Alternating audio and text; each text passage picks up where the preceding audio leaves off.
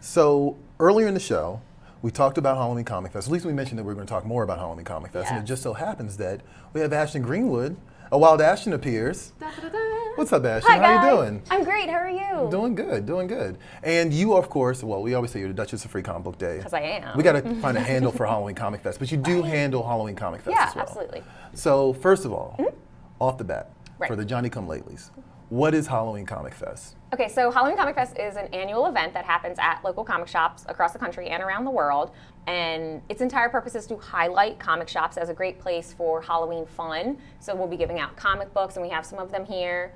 There's 28 different titles you can get for free. No catch, just show up and you can pick from these titles.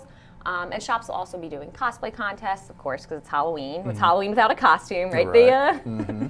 Lydia.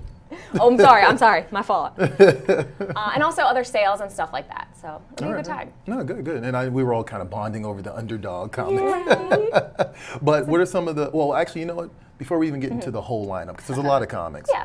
What are the good ones? What are the ones that you're looking forward to, I should say more specifically? Okay, so I'm actually really looking forward to this Blastosaurus title from Golden Apple Comics. I personally think this is the hidden gem of all of the books. Okay. So cute.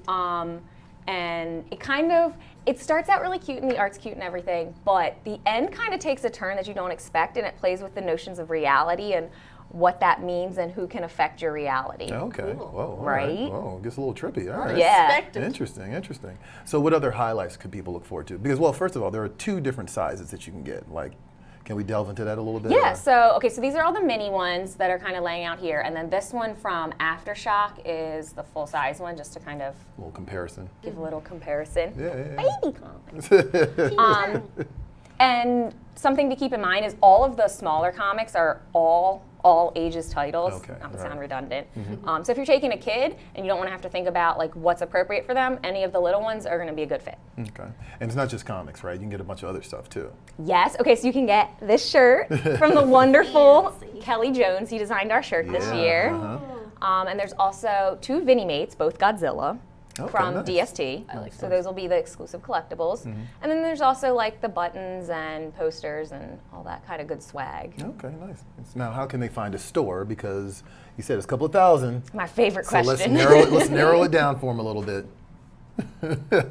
So HalloweenComicFest.com/store locator. We like to make it simple. Just type in your zip code and it'll give you a list of every shop in 30 miles that's participating. Nice. And just to be clear, like, you got some really cool stuff here. I mean, you have a Pokemon comic for starters. Yeah, and even beyond these, some of the full-size comics probably hit more titles that you would know. So Marvel has 4 books. Okay. They're doing Iron Man, Ghost Rider, Miles Morales, and Boba Fett. Okay. Which is very timely with the trailer and the new movie coming right. up. Yeah. And then DC has 3 books. They're doing Deceased, which there's also going to be a variant cover available. It won't be free, but there is a variant cover available that you could potentially purchase if your shop has it. And they are also doing the DC Superhero Girls, which is Right there. somewhere around. Right in front of you. Oh, whoops.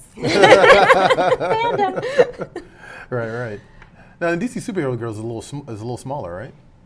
It is, yes. It's just, well, DC made the decision to have it printed at this size so that it fits with their entire line of the DC Superhero Girls graphic novels. So the size it is the size the book's going to be, make it easier to find it in the store. Okay, cool. That's actually kind of neat. Yeah, I mean, it's a great lineup, like really cool stuff. And like, I'm actually going to pick up the some of the Marvel stuff for sure. Shocker. Yeah, shocker.